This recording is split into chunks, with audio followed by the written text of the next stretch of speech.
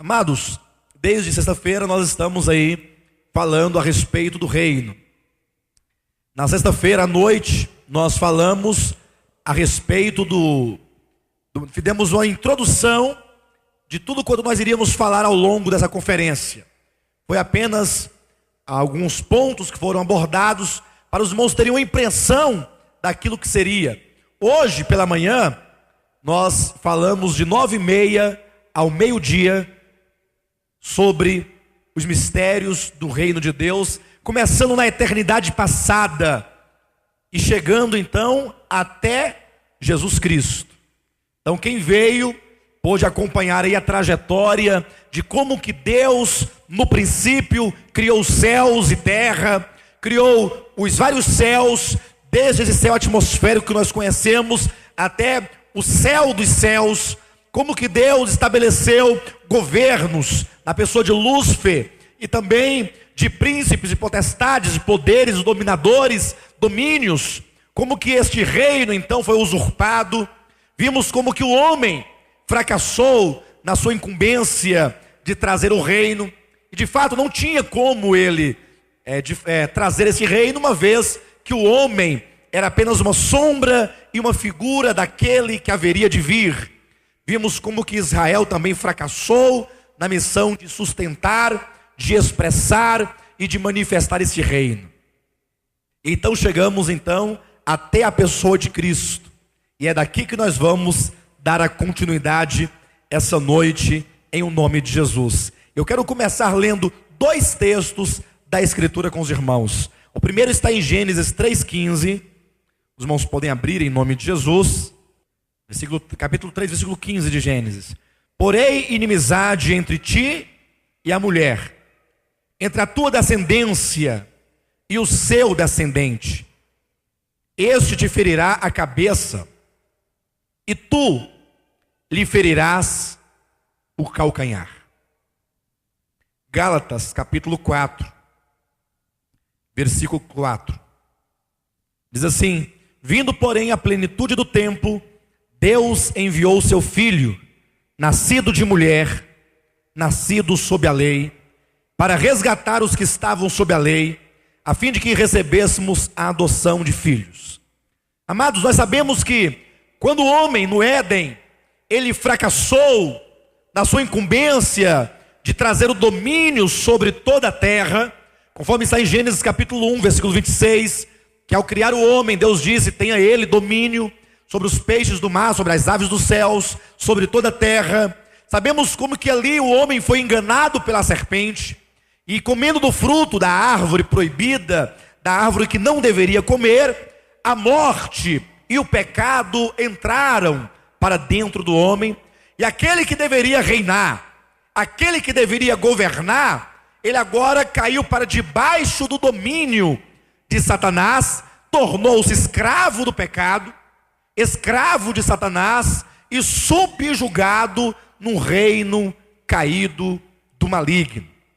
Então, quando Deus, naquele dia em que eles comeram do fruto, a Bíblia diz que na viração do dia, na virada do dia, no pôr do sol, Deus veio visitar o homem, e o homem estava agora se escondendo da presença de Deus, fugindo de Deus por causa da sua condição de pecado, por causa da sua desobediência, por causa da sua nudez.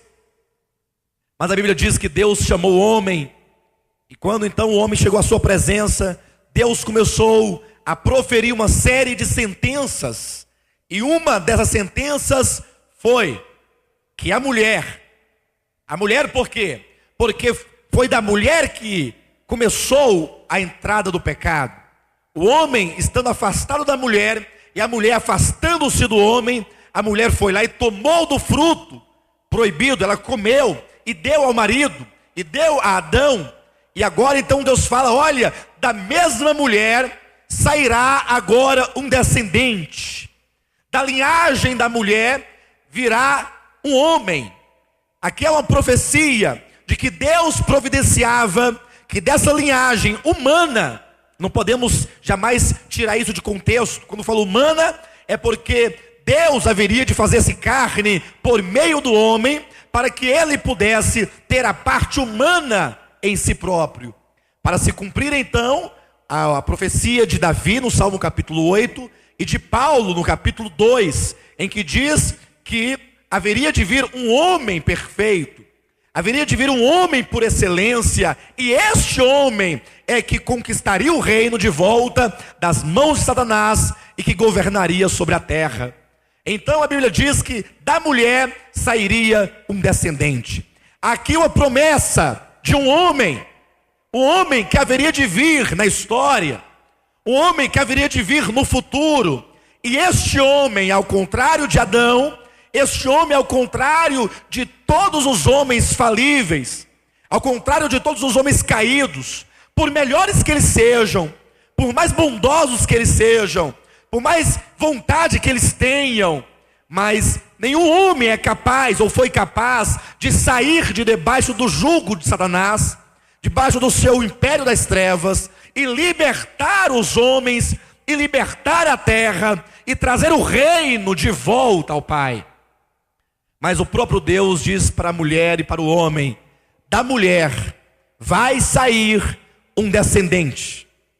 Este descendente vai travar uma batalha contra a serpente, e nesta batalha a serpente vai ferir o calcanhar dele. Ou seja, este homem, ele vai entrar no cenário da humanidade. Deus se faria homem no tempo determinado por ele, e então ele haveria de lutar contra aquele que no princípio usurpou o reino do Pai. E nesse confronto, Satanás iria machucar o Filho de Deus. Quando fala iria ferir o calcanhar, quer dizer que no confronto, o Filho de Deus, o homem Jesus, seria tocado, seria machucado, ele iria de fato até mesmo morrer. Todavia, esta morte de Cristo não seria negativa, esta morte não seria o fim, essa morte não era então a esperança perdida, a única esperança era o descendente da mulher, era o Messias, e agora ele morre. A morte de Cristo serviria para esmagar a cabeça da serpente. Não sei até que ponto vocês entendem esse esmagar a cabeça da serpente. Há muitos cristãos hoje em dia pisando, dizendo que está pisando a cabeça da serpente, e na verdade estão sendo pisados pela serpente. Há muitas pessoas que até fazem cânticos e fica pisando. Eu me lembro de um cântico que dizia: pisa no capeta, da cabeça aos pés. Vocês já ouviram falar desse cântico? Um corinho? Isso é muito sério. Lembre-se que aquele que pisou na cabeça da serpente teve o seu calcanhar ferido. Eu sei que lá em Romanos capítulo 15 nos diz que o Senhor haverá de colocar Satanás por estrado dos pés da igreja, e nós iremos vencê-lo sim, é verdade. Mas a vitória, como nós dizíamos hoje pela manhã, não é uma vitória fora de nós, é uma vitória que começa dentro de nós. Quando Jesus Cristo então for ali prometido na profecia de Gênesis 3,15, haveria de vir um dia o Messias, o prometido, aquele que iria travar uma guerra contra a serpente, e nesse embate a serpente lhe feriria o calcanhar e ele esmagaria a cabeça da serpente. Gálatas capítulo 4, versículo 4 diz que na plenitude do tempo, cuidado, não diz dos tempos, na plenitude do tempo, porque nós vamos falar amanhã pela manhã sobre a plenitude dos tempos, no plural, que se refere a uma outra ocasião, tratando-se do reino milenar. Diz que na plenitude do tempo, Gálatas 4, versículo 4, Deus então enviou o seu filho nascido de mulher. Diga para o seu irmão: na plenitude do tempo, Deus enviou o seu filho nascido de mulher. Amados, que coisa maravilhosa. Satanás estava governando, imperando. Parecia que, sabe quando alguém faz uma coisa errada, E ele está jurado. Só que passa um dia, passa uma semana, passa um mês, passa 2 anos.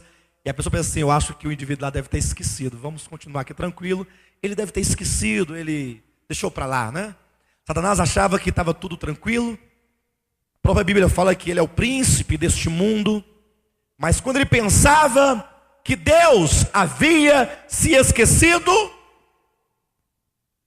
Deus entrou dentro do reino das trevas. A guerra não é como as guerras de hoje, que travam distante, jogando mísseis. Não, Deus entrou como homem dentro do reino das trevas, lá para dentro. E nasceu de uma mulher. E logo quando nasceu, ali já começou o conflito. Satanás sabia quem estava no ventre de Maria. Ele tinha plena consciência de que aquele era o descendente, de que aquele era o prometido, e de que aquele haveria de esmagar a sua cabeça, aquele haveria de tirá-lo do trono, expulsá-lo deste mundo, resgatar o reino para o Pai e devolvê-lo ao Pai. Por isso ali começou a perseguição.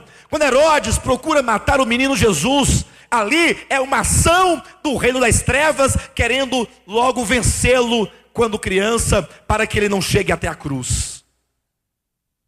E a Bíblia diz que com 30 anos de idade, Jesus Cristo, ao ser batizado no Rio Jordão, quando ali ele saía das águas, que o Espírito Santo desceu sobre ele, em forma corpórea de pomba, ali ele estava sendo ungido. Diz o livro de Atos, capítulo 10, versículo 38, que ali era o Filho de Deus, era o Jesus de Nazaré, que estava sendo ungido pelo poder do Espírito Santo para resgatar o reino de volta ao Pai. Por isso diz que ele foi ungido para curar os olhos dos cegos, para abrir os olhos dos cegos. Ele foi enviado, ele foi ungido para curar os quebrantados de coração, para aliviar os oprimidos, para restaurar aqueles que estavam no cativeiro de Satanás. E depois de ter sido ungido, ele foi ao deserto. E ali ele ficou 40 dias sendo tentado pelo diabo. Lucas é claro, não é dito que ao cabo de 40 dias ele foi tentado. Não, ele ficou 40 dias sendo tentado pelo diabo. Ao cabo de 40 dias, aconteceu aquelas 3 tentações específicas que estão registradas em Mateus e em Lucas. E não somente ele estava sendo tentado, mas ele estava sendo disputado pelas feras. O livro de Marcos diz que ele estava entre as feras. Ou seja, ali nós temos um cenário de anjos caídos, de demônios agindo por meio do material, agindo por meio de criaturas. Ali é um conflito, ali Jesus está orando ao Pai, ele está jejuando, ele está tendo plena comunhão com o Pai, porque na qualidade de homem, ele sabe o que espera por ele. Na qualidade de homem, ele sabe que a batalha vai ser intensa. Ele sabe que não é simplesmente ficar dizendo que vai pisar na cabeça do diabo e bater os pés no chão. Ele sabe que a batalha vai lhe custar a vida. Depois de 40 dias, tendo vencido Satanás no campo doutrinário, no campo da tentação, Jesus saiu agora para as cidades, para as vilas, para os povoados. E a Bíblia diz que ele saía, e onde ele entrava, ele anunciava dizendo: está próximo o reino dos céus. E a Bíblia diz que ele pregava, ele enviou os 12, depois enviou os 70. E qual era a mensagem que os 12 e os 70 proclamavam, e que o próprio João Batista proclamou, e que Cristo também proclamou? O reino. O reino está chegando. O que é o reino? É a libertação do homem de debaixo do governo de Satanás, para introduzi-lo no reino de Deus, em libertação, para a glória do nome de Deus. É por essa razão que quando Jesus ia curar alguém, quando Jesus curava um cego, ou curava um paralítico, ou curava um leproso,